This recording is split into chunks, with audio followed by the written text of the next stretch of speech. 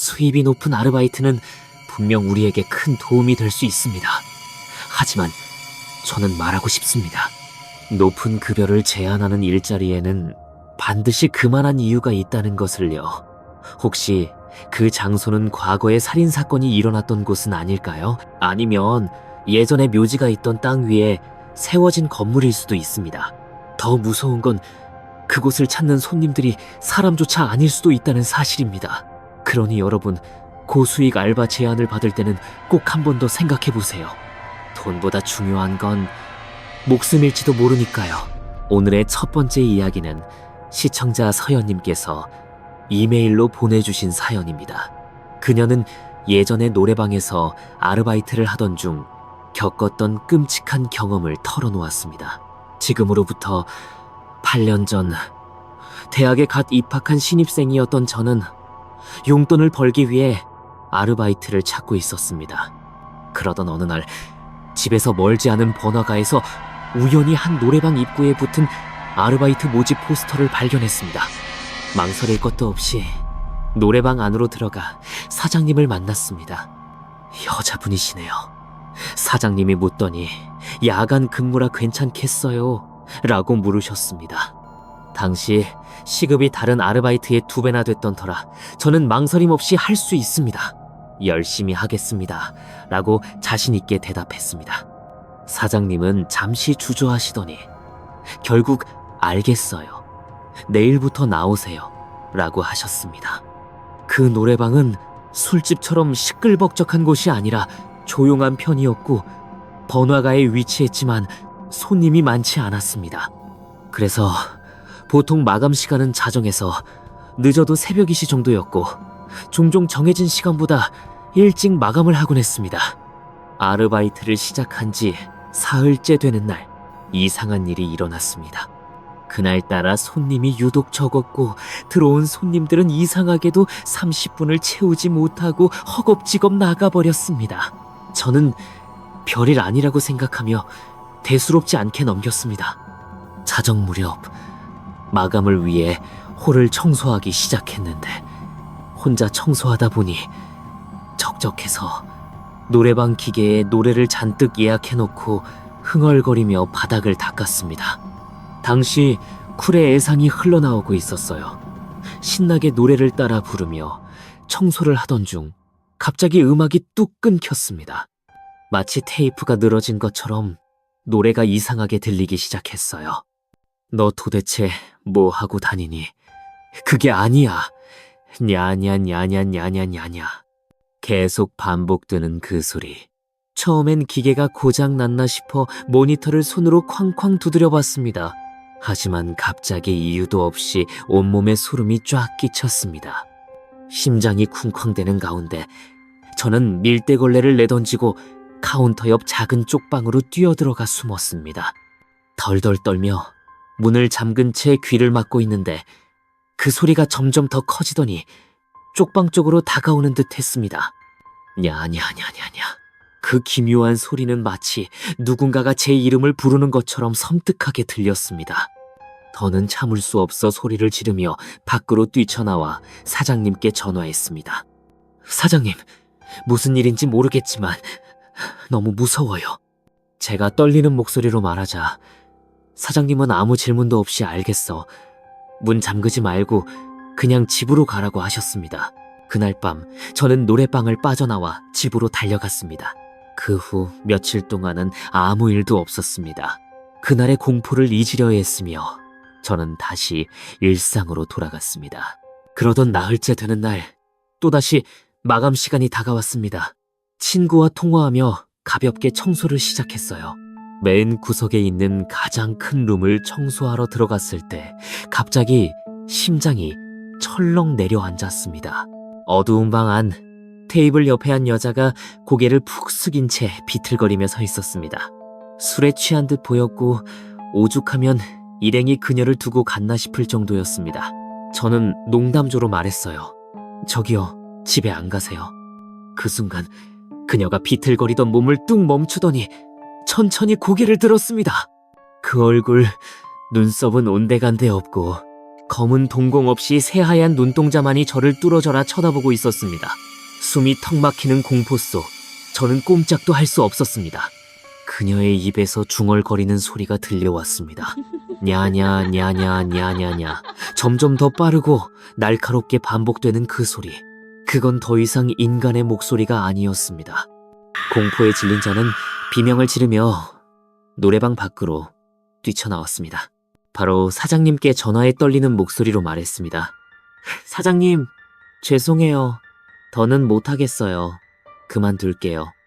사장님은 아무 말 없이 알겠어라고만 하셨습니다. 그 여자가 사람인지 아니면 다른 무언가였는지 저는 아직도 모릅니다. 하지만 그 얼굴, 그 소리는 평생 잊을 수 없을 겁니다. 그 새하얀 눈동자와 끝없이 반복되던 야냐냐 소리는 지금도 제 꿈속에서 되살아납니다. 제가 보기엔 서연님은 정말 운이 좋았던 것 같아요. 그 여성의 영혼에게 해를 입지 않았다는 것만으로도요. 하지만 더 소름 돋는 건 서연님의 사연을 들은 노래방 사장님의 반응이었습니다. 그는 마치 이런 일이 처음이 아닌 듯 서연님이 이상한 현상을 설명하며 퇴사를 요청했을 때도 아무렇지 않게 받아들였다고 합니다. 혹시 그 사장님 알려지지 않은 무당이 아닐까요? 그래서 유령이 출몰하는 자기 가게에서도 아무렇지 않게 버틸 수 있었던 건지도 모릅니다. 다음 이야기는 하은이라는 이름의 시청자분께서 이메일로 보내주신 사연입니다. 그녀는 퇴근길에 만난 수상한 여성과의 끔찍한 경험을 털어놓았습니다. 늦은 저녁, 어두운 골목길을 걷고 있을 때였다. 어디선가 키가 큰 여자가 다가와 말을 걸었다. 그녀는 이상할 정도로 다리가 가늘었고 걸음걸이는 휘청휘청 불안정했다. 마치 살아있는 그림자처럼 음침한 기운을 뿜어냈다. 그녀의 손은 나뭇가지처럼 앙상했고 어깨에는 새빨간 핸드백이 대롱대롱 매달려 있었다. 한숨인지 숨소리인지 모를 거친 소리를 내며 그녀는 내게 물었다. 그런데 이상하게도 그녀의 시선은 나를 향하지 않고 골목 어딘가 허공을 뚫고 있었다. 어디로 가시려고요? 그녀의 목소리는 쉰 듯 갈라졌다. 계속해서 길을 묻는 그녀. 어딘가 위험한 사람 같았다. 불안한 마음에 나는 대충 대답하고 그 자리를 빨리 벗어나려 했다. 미원 아파트 305동 601호로 가시려는 거죠? 내가 얼떨결에 대답했다. 순간 숨이 멎는 듯 했다. 그 주소는 내가 사는 곳이었다. 동과 호수까지 정확히 맞췄다. 어떻게 아는 거지? 머릿속이 하얘지며 아무 말도 할 수 없었다. 글쎄요. 잘 모르겠는데요. 나는 떨리는 목소리로 대충 얼버무렸다. 뭔가 기분 나쁜 일에 휘말릴 것 같은 예감이 들었다. 더 이상 그녀와 얽히고 싶지 않아 서둘러 자리를 뜨려 했다. 그때 그녀가 갑자기 허리를 깊이 숙였다. 머리가 거의 땅에 닿을 정도로 기묘한 인사였다. 그러고는 다시 휘청휘청 골목 안쪽의 어둠 속으로 사라졌다. 그녀의 새빨간 핸드백만이 어둠 속에서 희미하게 흔들리는 게 보였다. 온몸에 소름이 쫙 끼쳤다. 나는 일부러 길을 빙빙 돌아 집으로 향했다. 아파트에 도착해 문이 제대로 잠겨 있는지 확인한 뒤 떨리는 손으로 열쇠를 돌렸다. 문을 열고 들어가자 캄캄한 방 안이 나를 맞았다. 숨을 고르며 전등 스위치를 찾으려던 그 순간 어둠 속에서 낮은 목소리가 들려왔다. 길 좀 가르쳐주세요. 심장이 멎는 듯했다. 방 안에는 나 말고 아무도 없어야 했다. 그 후 저는 불을 켰고 집안에는 아무도 없었습니다.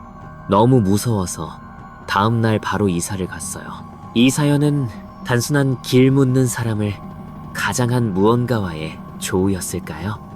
아니면 이미 오래전부터 누군가가 그를 지켜보고 있었던 걸까요? 우리가 평소 아무렇지 않게 여기는 거리, 골목, 아파트 현관, 그 익숙함 속에 익명의 존재들이 숨어 있을지도 모른다는 생각에 등골이 서늘해집니다. 특히 상대가 나의 정확한 주소를 알고 있었다는 점, 그리고 마지막에 들려온 길 좀 가르쳐 주세요 라는 말은 단순한 우연이라고 보기엔 섬뜩할 만큼 계산된 공포였죠. 이런 존재들은 때로는 사람의 모습으로 다가오지만 그 눈동자 없는 시선과 비정상적인 움직임, 기묘한 예의범절을 보면 분명 우리가 알고 있는 인간과는 거리가 멉니다. 혹시라도 여러분도 비슷한 상황을 마주하게 된다면, 낯선 사람이 너무 자세히 당신의 정보를 알고 있다면 그 즉시 자리를 피하고 가능하다면 주거지를 옮기는 것도 고려해 보시길 바랍니다. 이런 존재들은 한번 문을 열어주면 그 이후엔 스스로 들어오기 때문입니다. 여러분, 오늘 밤 현관문은 꼭 2번 확인하세요. 그리고 그 어둠 속에서 들리는 목소리에 대답하지 마세요. 다음 이야기는 지훈이라는 이름의 시청자분께서 이메일로 보내주신 사연입니다. 그는 18살, 처음으로 서울에서 혼자 살게 되었을 때 겪은 끔찍한 경험을 들려주었습니다. 고등학교 2학년, 18살이던 그때의 일이다. 부모님이 부득이하게 지방으로 일을 하러 가시게 되면서 나 혼자 서울에 남았다. 부모님은 서울의 오래된 복도식 아파트를 구해주셨고 처음엔 혼자 사는 자유로움에 설렜지만 막상 밤이 되면 이유 모를 두려움이 밀려왔다. 어두운 집안은 한기가 돌았고 부모님과 함께 살던 때처럼 깊이 잠들지 못했다. 이곳에 혼자 살기 시작한 뒤로는 매일 새벽 꼭 한 번씩 눈이 떠졌다. 시계를 보면 언제나 새벽이 시 조금 전이거나 이 시를 막 넘긴 시간이었다. 처음엔 잠자리가 바뀌어서 그런가 보다 하고 넘겼다. 그렇게 일주일쯤 반복되던 어느 날 또 어김없이 새벽이 시에 눈이 떠졌다. 다시 잠을 청하려 했지만 그날따라 도저히 잠이 오지 않았다. 10분쯤 눈을 감았다 떴다를 반복하며 뒤척이던 그때 복도에서 소리가 들렸다. 또가 구두 소리였다. 내가 잠을 자는 방은 복도 바로 옆이었고 침대는 복도 쪽 벽에 붙어 있어 소리가 선명하게 들렸다. 엘리베이터가 있는 방향에서 우리 집 쪽으로 점점 가까워지는 소리였다. 그런데 그 소리는 왠지 모르게 섬뜩했다. 마치 목적지가 우리 집인 것 같은 불길한 예감이 들었다. 소리가 점점 가까워지더니 딱 우리 집 문 앞에서 멈췄. 숨을 죽이고 귀를 기울였다. 한참 정적이 흐른 뒤 갑자기 도어락의 슬라이드 뚜껑이 올라가는 소리가 들렸다. 삐빅! 슬라이드가 열리며 누군가가 비밀번호를 천천히 하나씩 누르기 시작했다. 우리 집 비밀번호는 7자리였다. 나는 속으로 빌고 또 빌었다. 제발 열리지 마. 삑, 삑, 삑. 그때 나는 경찰에 전화할 생각조차 못했다. 눈을 뜬 순간부터 몸이 굳어버려 꼼짝도 할 수 없었다. 혹시 움직였다가 인기척이라도 나면 밖에 있는 그것이 더 흥분할까봐 두려웠다. 7자리 숫자가 모두 눌렸고 슬라이드가 닫혔다. 삐빅! 틀렸다는 경고음이 울렸다. 순간 안도하며 숨을 돌리려는 찰나 다시 슬라이드가 올라갔다. 이번엔 아까보다 훨씬 빠른 속도로 숫자를 누르기 시작했다. 삑삑삑삑. 또 틀렸다. 하지만 그 소리는 멈추지 않고 계속 반복되었다. 마치 누군가가 미친 듯이 도어락을 두들기는 것 같았다. 더는 참을 수 없었다. 이판사판으로 현관으로 달려가 문고리를 잠갔다. 그 소리를 들었는지 밖은 갑자기 조용해졌다. 나는 침대에 뛰어들어 이불을 머리끝까지 뒤집었었다. 숨소리마저 내지 않으려 애썼다. 이제와 생각해보면 그때 이불을 들추지 말았어야 했다. 왜 하필 그걸 확인하려 했을까? 살짝 이불을 들었을 때 머리 바로 뒤쪽에서 소리가 들렸다. 낮고 소곤거리는 여자의 목소리였다. 못 들어올 줄 알았지, 그치? 심장이 멎는 듯한 공포에 나는 그 자리에서 기절했다. 아침이 되어 눈을 떴을 때 나는 떨리는 다리로 현관문을 확인했다. 다행히 문은 잠겨 있었다. 꿈이었나 싶어 안도하며 문을 열고 밖을 확인했는데 그 순간 숨이 턱 막혔다. 도어락 숫자판에서 우리 집 비밀번호에 해당하는 숫자들만 칼로 난도질 당한 듯 긁혀 있었다. 선명한 흠집은 마치 누군가가 분노를 표출한 것처럼 섬뜩했다. 겁에 질린 나는 부모님께 전화해 모든 것을 털어놓았다. 외동아들인 나에게 이런 일이 생겼다는 걸 알게 된 부모님은 즉시 서울로 올라오셨다. 경찰에 신고하고 아파트 CCTV를 확인했지만 그 시간대에 복도에 나타난 사람은 5명뿐이었다. 모두 같은 아파트 주민이었고 구두를 신은 사람은 단 한 명도 없었다. 결국 도어락을 새 것으로 교체했고 부모님은 어디선가 구해오신 부적을 집 안 곳곳에 붙이셨다. 그 이후로는 새벽 이시에 깨는 일도 그 섬뜩한 구두 소리도 더 이상 들리지 않았다. 하지만 그날의 목소리 그리고 도어락의 흠집은 여전히 내 기억 속에 생생하다. 이 사연은 단순한 불청객 침입 시도라기보다는 이미 그 집 어딘가에 들어와 있었던 존재가 밖에서 연기하고 있었던 건 아닐까 하는 상상만으로도 소름 끼치는 생각을 하게 만듭니다. 더 무서운 건 그 존재가 정말 들어오지 못했던 걸까요? 아니면 애초에 밖에 있었던 것이 아니었는지 되묻게 됩니다. 도어락의 흠집은 단순한 흔적이 아니라 분노와 집착, 그리고 다시 오겠다는 경고였는지도 모릅니다. 사람들은 흔히 혼자 사는 자유에 매혹되지만 정작 진짜 혼자 있는 시간이 누군가에겐 가장 취약한 순간이 될 수 있습니다. 낯선 소리, 반복되는 새벽의 깨어남, 그리고 누군가 정확히 당신의 비밀번호를 알고 있다는 사실. 그 모든 퍼즐 조각이 맞춰지는 순간, 그날 새벽에 문을 열었더라면 어떤 일이 일어났을지 감히 상상조차 할 수 없습니다. 여러분, 오늘 밤에는 도어락 번호를 한 번 더 바꿔보세요. 그리고 무엇보다 새벽 이시에 깨어난다면 절대 이불을 들추지 마세요. 다음 이야기는 준호라는 이름의 시청자분께서 이메일로 보내주신 사연입니다. 그는 부모님의 집에서 실제로 겪은 끔찍한 경험을 들려주었습니다. 시험을 앞두고 새벽까지 책상에 앉아 공부에 몰두하고 있었다. 온 집안은 고요했고 책장 넘기는 소리만 이 방 안을 채웠다. 그러던 중 새벽 2시쯤 갑자기 방문을 두드리는 소리가 들렸다. 똑똑, 야식 가져왔어. 문 열어. 엄마의 목소리였다. 나는 평소 엄마나 동생이 갑자기 방에 들어오는 걸 싫어해서 문을 잠그고 공부하곤 했다. 한창 집중하고 있던 터라 살짝 짜증이 나며 대답했다. 나중에 먹을게요. 지금 바빠요. 그 뒤로 다시 공부에 몰두했다. 시간이 흘러 새벽 3시쯤 또다시 문을 두드리는 소리가 들렸다. 똑똑똑. 간식 가져왔어. 먹고 해? 문 좀 열어봐. 시험 날짜가 코앞으로 다가온 터라 초조했고 마침 영어 듣기 문제에 열중하고 있었다. 짜증이 폭발하며 소리쳤다. 엄마, 안 먹어도 된다고. 나 지금 공부하잖아요. 그 순간 갑자기 문이 쾅쾅 두드려졌다. 귀를 찢을 듯한 소리였다. 시끄러워. 어서 문 열어. 문 열으라고. 열어. 열어. 엄마의 목소리가 아니었다. 아니, 엄마처럼 들렸지만 그건 인간의 목소리가 아닌 듯한 날카롭고 뒤틀린 울부짖음이었다.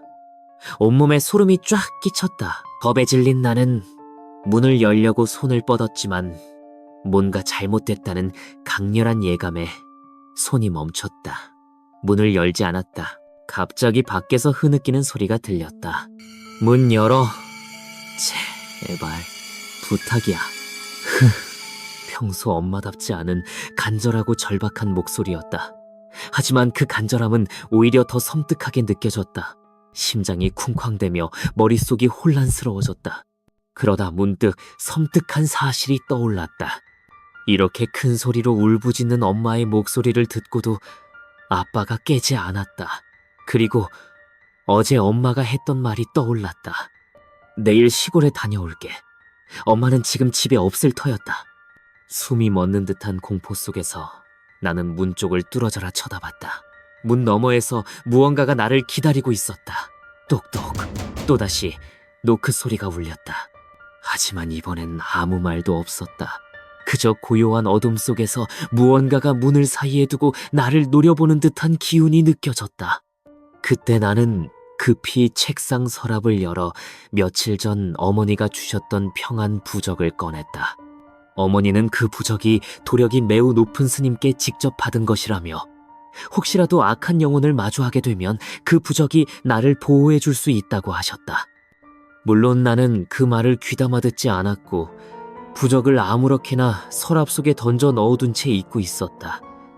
하지만 그 순간 방문 너머에 무언가가 서 있다는 강렬한 공포 속에서 나는 본능적으로 그 부적을 움켜쥐고 목에 걸었다. 그리고 간절하게 빌었다. 제발 저 문 뒤에 있는 것이 사라지게 해달라고. 아마도 극심한 공포와 피로 탓이었을까. 그 순간 나는 그대로 잠이 들었고 다음에 눈을 떴을 땐 아침이었다. 주방에서는 어머니가 아침 식사를 준비하고 계셨다. 그날 이후 나는 그 평한 부적을 단 한 번도 몸에서 떼지 않았다. 언제 어디서든. 이 이야기는 단순한 허청각이나 시험 스트레스로 넘기기엔 너무나 뚜렷하고 명확한 위협의 흔적을 남기고 있습니다. 특히 엄마의 목소리를 흉내낸 존재, 그것은 분명 문을 열기만 기다리는 무언가였고 사랑과 보살핌의 목소리 뒤에 숨은 아기는 더욱 소름 끼칩니다. 문 열어. 부탁이야. 간절한 듯 들렸지만 그건 당신의 감정을 교란시키려는 기만의 음성이었을지도 모릅니다. 진짜 무서운 건 바로 이 점입니다. 우리가 가장 믿고 싶은 목소리로 다가온다는 것. 여러분, 오늘 밤 누군가 문을 두드린다면 그 목소리가 아무리 익숙하고 따뜻하게 들려도 확신이 없다면 절대 문을 열지 마세요. 그 너머에 있는 건 당신이 알고 있는 사람이 아닐 수도 있으니까요. 다음 이야기는 현우라는 이름의 시청자분께서 이메일로 보내주신 사연입니다. 친구가 예전에 들려준 무서운 이야기다. 친구의 아는 동생이 호기심이 많아 위험한 놀이를 했다고 한다. 그 놀이는 바로 혼자 하는 숨바꼭질. 강령술과 연관된 금기된 의식으로 절대 하지 말라는 경고가 따르는 게임이었다. 놀이에 필요한 준비물은 인형, 칼, 붉은 실, 소금물, 그리고 자신의 머리카락이었다. 인형 속을 쌀로 꽉 채우고 TV를 제외한 집안 모든 불을 끈다. 인형 안에 자신의 머리카락 몇 가닥을 넣은 뒤 붉은 실로 꿰맨다. 그리고 칼로 인형의 배를 3번 찌르며 미리 붙인 이름을 부른다. 오야, 네가 술래야. 찾아. 5분 줄게. 이 말을 3번 외친 후 소금물을 입에 문 채 숨을 곳을 찾는다. 5분이 지나면 나와서 인형에 소금물을 뱉고 인형을 불태워야 의식이 끝난다. 하지만 호기심 많은 그 동생은 경고를 무시하고 새벽 3시 놀이를 시작했다. 하필 그날 TV가 고장나 신호가 잡히지 않았다. 동생은 별 수 없이 컴퓨터를 켜고 유튜브 영상을 틀어놓은 뒤 의식을 진행했다. 컴퓨터 화면에 희미한 빛이 방안을 어렴풋이 비추는 가운데 동생은 장롱 속으로 몸을 숨겼다. 얼마 지나지 않아 컴퓨터에서 이상한 소리가 났다. 딩딩딩. 마치 누군가가 키보드를 두드리는 듯한 소리였다. 입에 소금물을 문 채 숨을 죽이고 있던 동생은 공포에 떨었다. 규칙을 어기면 안 된다는 생각에 이를 악물고 5분을 기다렸다. 하지만 그 순간 장롱문이 쾅쾅쾅 두드려졌다. 귀를 찢을 듯한 소리에 동생은 정신을 잃을 뻔했다. 다행히 미리 설정해둔 핸드폰 알람이 울리며 5분이 지났음을 알렸다. 동생은 떨리는 손으로 조심스럽게 장롱문을 열었다. 그 순간 숨이 멎는 듯한 광경이 눈앞에 펼쳐졌다. 분명 화장실에 두었던 고민형이 장롱문 앞에 서 있었고 그 옆에는 방금 사용했던 칼이 가지런히 놓여 있었다. 인형의 머리는 기묘하게 기울어져 동생을 뚫어져라 쳐다보는 듯했다. 공포에 질린 동생은 다시는 이런 놀이를 하지 않겠다고 다짐하며 인형을 집 앞마당으로 끌고 가 불태웠다. 떨리는 다리로 방으로 돌아와 컴퓨터를 끄려던 순간 화면에 떠있는 인터넷 검색창을 보고 온몸이 굳었다. 검색어는 다음과 같았다. 장롱문 쉽게 여는 방법. 그리고 동생은 깨달았다. 컴퓨터를 켠 건 자신뿐이었다는 사실을. 혼자 하는 숨바꼭질은 이미 많은 사람들에게 위험하고 금기된 의식으로 알려져 있습니다. 그럼에도 불구하고 호기심에 이끌려 시작한 그 동생의 선택은 결국 영적인 세계와 연결되는 문을 스스로 연 셈이었죠. 컴퓨터 검색창에 떠있던 장롱문 쉽게 여는 방법이라는 검색어. 그건 단순한 장난이 아닙니다. 그 순간에도 누군가 혹은 무언가가 실제로 그를 찾고 있었다는 증거이기 때문입니다. 그것이 고민형의 탈을 썼든 다른 형상을 하고 있었든 간에 말이죠. 그리고 이 이야기가 더욱 소름 끼치는 이유는 바로 우리도 쉽게 이런 실수를 저지를 수 있다는 점입니다. 한 번쯤은 괜찮겠지. 진짜 귀신이 어딨어. 여러분, 절대 잊지 마세요. 금기에는 이유가 있고 장난처럼 시작된 호기심이 당신의 삶 전체를 흔들 수도 있습니다. 그리고 무엇보다 숨바꼭질은 사람과 해야 합니다. 절대 혼자 하지 마세요. 다음 이야기는 태윤이라는 이름의 시청자분께서 이메일로 보내주신 사연입니다. 고등학교 3학년 때의 일이다. 그날 나는 친구 집에서 함께 게임을 하며 시간을 보내고 있었다. 컴퓨터가 한 대뿐이라 우리는 캐릭터가 죽을 때마다 번갈아가며 게임을 즐겼다. 내가 유난히 오래 살아남는 바람에 친구는 심심했는지 컴퓨터 뒤에 있는 침대에 누워 금세 잠이 들어버렸다. 친구는 30분쯤 잠들어 있었는데 갑자기 이상한 행동을 보였다.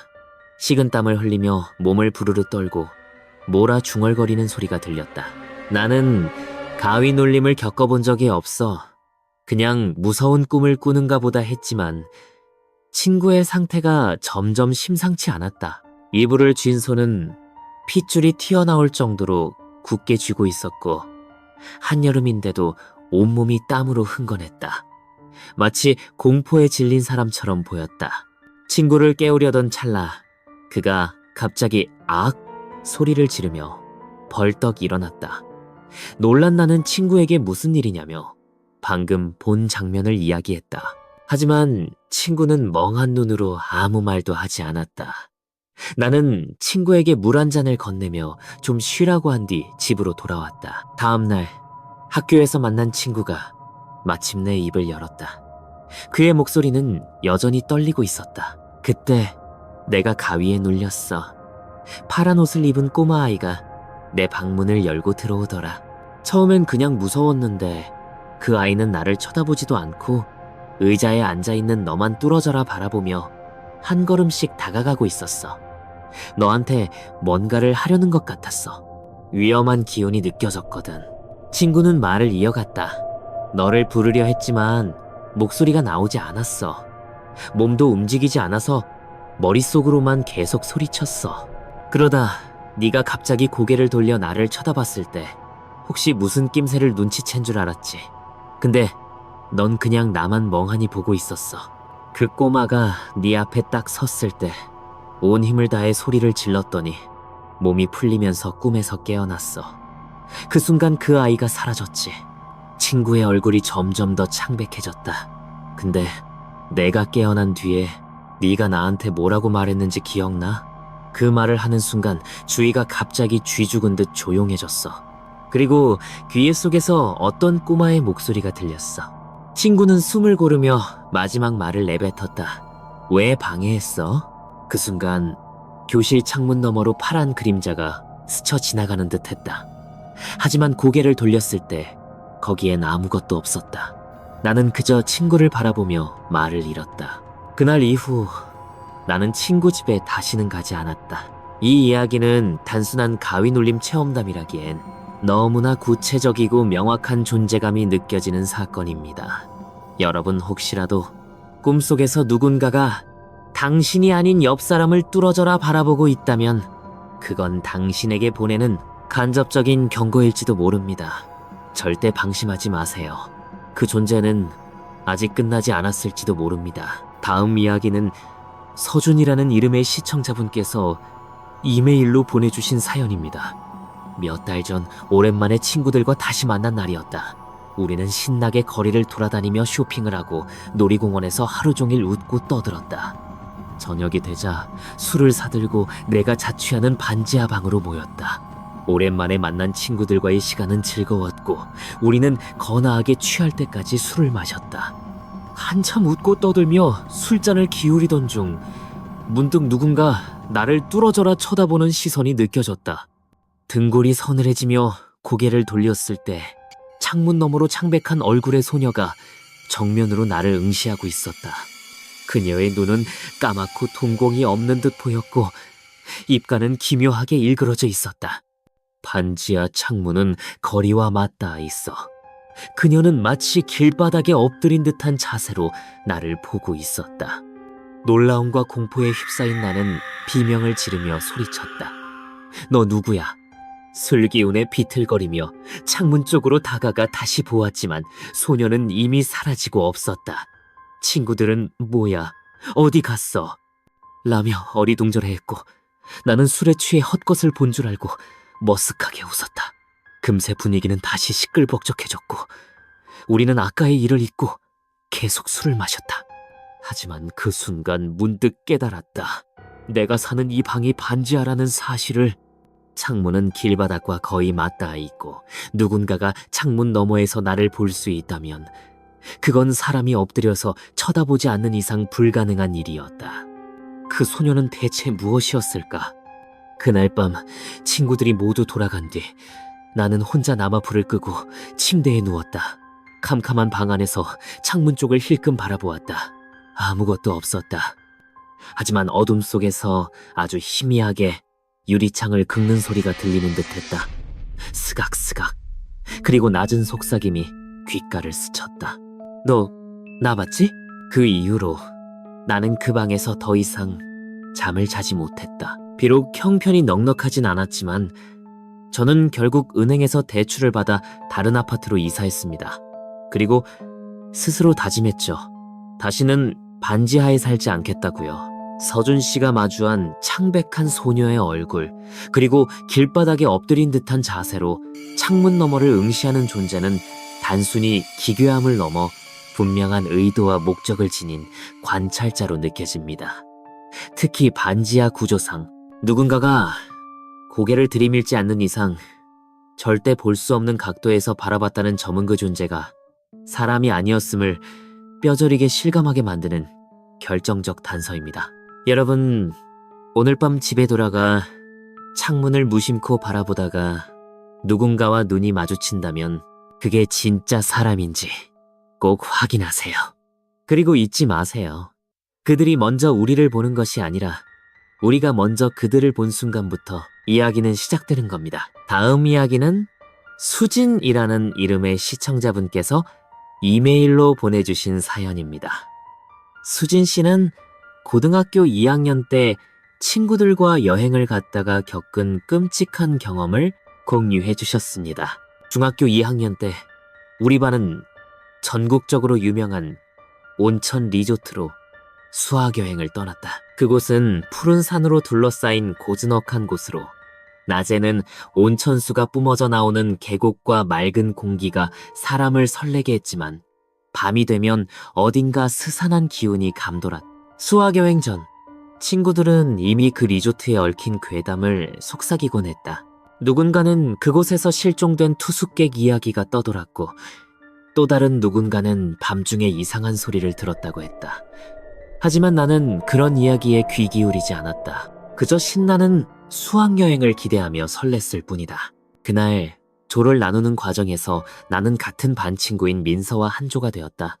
민서는 조용하고 어딘가 음침한 분위기를 풍기는 아이였다. 그녀의 집안은 대대로 무당 가문이라 했고 민서는 가끔 귀신이 보인다고 말하곤 했다. 반 아이들은 그녀를 꺼림칙하게 여겼지만 나는 그런 소문에 신경 쓰지 않으려 했다. 그래도 민서와 같은 조라는 사실이 어딘가 불안하게 느껴졌다. 그녀의 깊은 눈빛은 마치 내 속마음을 꿰뚫는 것 같았다. 수학여행 첫날 우리는 리조트에 도착해 온천욕을 즐기고 맛있는 저녁을 먹으며 웃고 떠들었다. 밤이 깊어지자 우리 조는 숙소방에 모여 도란도란 이야기를 나누며 밤을 새울 준비를 했다. 수학여행의 묘미는 뭐니 해도 친구들과 밤새 수다를 떠는 것이 아니던가. 방 안에는 11명의 아이들이 옹기종기 모여 있었고 이불이 부족해 바닥에 얇은 요를 깔고 잠을 청할 준비를 했다. 나는 두꺼운 옷을 껴입고 맨 오른쪽에서 세 번째 자리에 누웠다. 민서는 맨 왼쪽 끝에 자리 잡았다. 내 발치에는 오래된 화장대가 놓여 있었고 그 위에 붙은 커다란 거울이 유난히 눈에 띄었다. 거울은 오래돼서인지 테두리가 까맣게 변색되어 있었고 어딘가 불길한 느낌을 주었다. 나는 피곤함에 지쳐 거울에 신경 쓰지 않으려 했지만 자꾸만 그 거울이 내 시선을 끌었다. 마치 누군가가 거울 속에서 나를 지켜보고 있는 듯한 기분이 들었다. 친구들과 이야기를 나누다 보니 하나둘씩 잠이 들기 시작했다. 방 안은 점점 조용해졌고 곧 나도 졸음에 빠져들었다. 그런데 그때 내 왼쪽에 누워있던 친구 은지가 부스럭거리며 몸을 일으켰다. 내 머리끈 잃어버렸나봐. 은지는 잠에 취한 목소리로 중얼거리며 비틀비틀 내 발치 쪽으로 기어갔다. 그녀는 바닥을 더듬으며 머리끈을 찾는 듯했다. 그러다 갑자기 그녀의 긴 머리카락이 내 발바닥을 스쳤다. 간지러운 느낌에 나는 다리를 살짝 웅크렸다. 불편한 자세 때문에 잠이 깨버렸고 문득 무서운 기분이 들었다. 나는 고개를 숙여 은지를 내려다보려 했지만 왠지 모르게 그럴 용기가 나지 않았. 대신 다리를 쭉 뻗으며 발로 바닥을 더듬어 봤다. 그런데 아무것도 없었다. 분명 방금 전 머리카락이 내 발을 스쳤는데 바닥은 텅 비어 있었다. 심장이 쿵쾅거리기 시작했다. 나는 자리에서 일어나 떨리는 손으로 방 안을 둘러봤다. 모두 잠들어 있었다. 하나, 둘, 셋. 나를 포함해 11명, 정확히 11명이 방 안에 누워 있었다. 은지도 제자리에 누워 잠을 자고 있었다. 혼란스러운 마음에 나는 은지가 누워 있는 쪽으로 다가가 그녀를 흔들어 깨웠다. 은지야, 너 방금 머리끈 찾으러 일어났었어? 은지는 잠에 취한 눈을 비비며 고개를 저었다. 나 안 일어났는데. 머리끈? 나 그런 거 안 써. 나 단발머리잖아. 그녀의 말에 내 머릿속이 하얗게 변했다. 은지는 정말 단발머리였다. 그럼 방금 내 발을 스친 그 긴 머리카락은 뭐였을까? 나는 그제야 내가 얼마나 바보 같았는지 깨달았다. 은지가 단발이라는 걸 왜 몰랐을까? 공포가 서서히 내 몸을 감쌌다. 그날 밤 나는 결국 한숨도 자지 못했다. 자꾸만 그 거울이 신경 쓰였고 방 안의 공기가 점점 더 차가워지는 것 같았다. 새벽녘이 되자 민서가 가장 먼저 눈을 떴다. 그녀는 평소처럼 조용히 일어나 창문을 열었고 나는 더는 참지 못하고 그녀에게 다가가 어젯밤 일을 털어놓았다. 민서야, 어젯밤에 이상한 일이 있었어. 은지가 머리끈 찾으러 일어났다고 생각했는데 그게 은지가 아니었어. 민서는 내 말을 듣는 동안 표정이 굳어졌다. 그녀는 잠시 내 눈을 피하더니 낮은 목소리로 입을 열었다. 너 몰랐어? 어제 밤새 그게 우리 발치에서 기어다녔어. 그녀의 말에 내 몸이 얼어붙었다. 민서의 눈빛은 공포와 연민이 뒤섞여 있었다. 그녀는 말을 이어갔다. 그건 사람이 아니었어. 내가 봤어. 긴 머리카락을 질질 끌면서 방 안을 기어다니는 걸. 거울 속에서도 그게 보였어. 나는 숨을 쉴 수 없을 만큼 두려웠다. 민서는 더 이상 말하지 않았지만 그녀의 표정은 모든 걸 말해주고 있었다. 그날 이후 나는 그 리조트에 다시는 가지 않았다. 하지만 그 밤의 기억은 여전히 내 꿈속에서 되살아난다. 특히 그 거울 속에서 나를 바라보던 사람 같지 않은 그 눈빛은 절대 잊을 수 없다. 민서의 눈빛 속 연민은 아마도 그 존재가 단순한 유령이 아닌 누군가의 원한과 슬픔이 응어리진 결과라는 걸 알고 있기 때문일지도 모릅니다. 그렇기에 그녀는 끝까지 말을 아꼈곤이다.